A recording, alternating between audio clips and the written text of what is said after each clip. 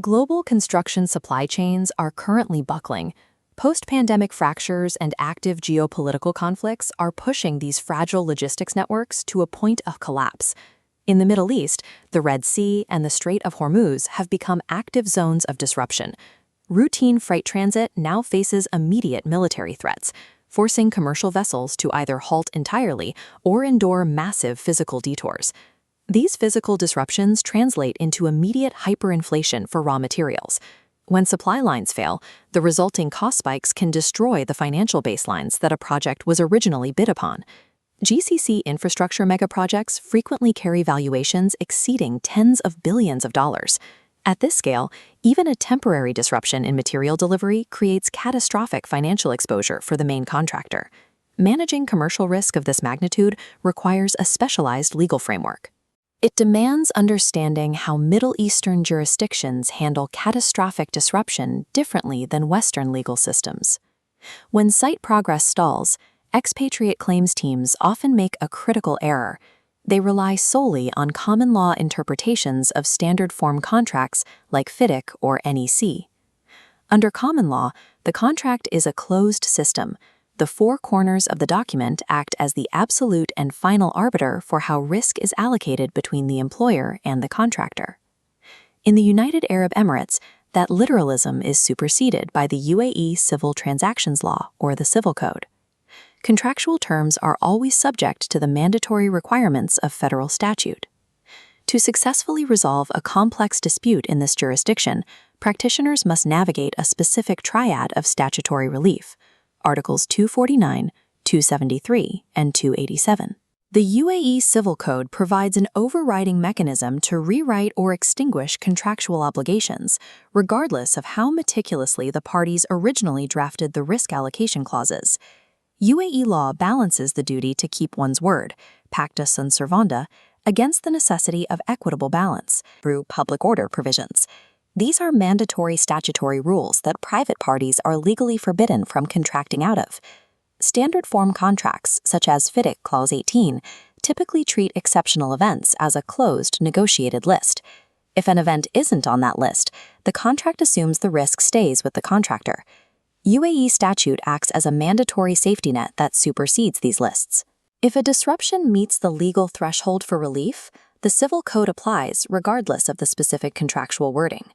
We can map these thresholds across a spectrum. The legal remedy changes depending on exactly where a disruption lands on this axis. The baseline is normal commercial risk. Inflation, poor estimation, and bad bargains live here. The contractor is expected to bear these costs alone. Securing relief requires moving past that commercial risk zone. A contractor must satisfy the strict evidentiary thresholds of either Article 249 or Article 273. Article 249 governs the doctrine of exceptional circumstances, or hardship. It applies when an unforeseen, public, and exceptional event makes performance excessively onerous, threatening the obligor with grave loss. Under Article 249, contractual performance is not physically impossible. The materials can be found and the work can be done, but the cost is financially ruinous. Because this is a matter of public order, parties cannot waive their rights to Article 249. Any clause in a construction contract that purports to strip a contractor of this statutory protection is void. Proving grave financial loss requires more than a simple drop in profit. A tribunal will look for losses significant enough to threaten the company's operational viability or result in a substantial, unusual deficit. For example, if a regional conflict closes a primary shipping lane, a contractor might have to reroute materials around a continent. Performance remains possible, but the freight costs spike exponentially. This bar chart represents the delta required for a successful claim. Proving this requires audited accounts, detailed quantum reports, and evidence that the contractor took all reasonable steps to mitigate the costs. When hardship is proven, the legal remedy is judicial rebalancing. A judge or arbitrator has the authority to reduce the onerous obligation to a level that is reasonable and sustainable for both parties. Article 249 provides a path for relief for contractors facing financial ruin, provided they can prove the triggering event was public, exceptional, and entirely unforeseen at the time of contract formation. At the far end of the spectrum, we reach Article 273, the threshold of absolute impossibility. Force majeure under UAE law is not defined by a list of events, but by a functional result. It requires the absolute objective impossibility of performance. We can see the difference by looking at a project disrupted by a war zone port closure. If the materials can still arrive through a different, much more expensive port, the situation remains a case of hardship under Article 249. Performance is difficult, but possible. But if the port is destroyed, and it was the only viable entry point for critical, non-substitutable materials, performance becomes objectively impossible. This triggers Article 273. While standard forms like FIDIC focus on labeling the event, such as war or natural disaster, UAE law focuses purely on the effect. If the work could still be performed by any means, Article 273 relief is unavailable. A successful Article 273 claim results in three possible outcomes: total termination and rescission of the contract, partial termination of specific obligations, or a suspension of duties if the impossibility is temporary. Article 273 automatically terminates contractual obligations once impossibility is proven. Given this absolute outcome, UAE courts demand an uncompromising evidentiary standard before granting relief.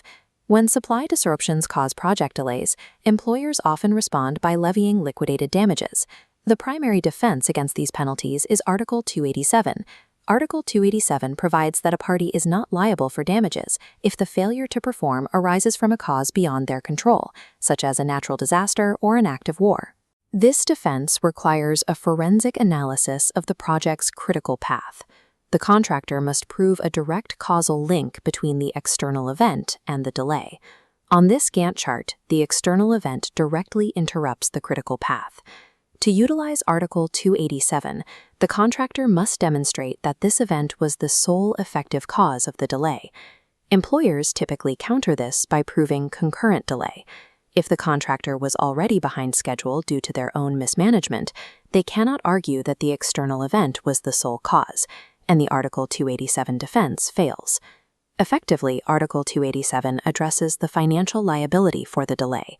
It works alongside contractual extension of time submissions to ensure that a contractor isn't penalized for events they could not prevent.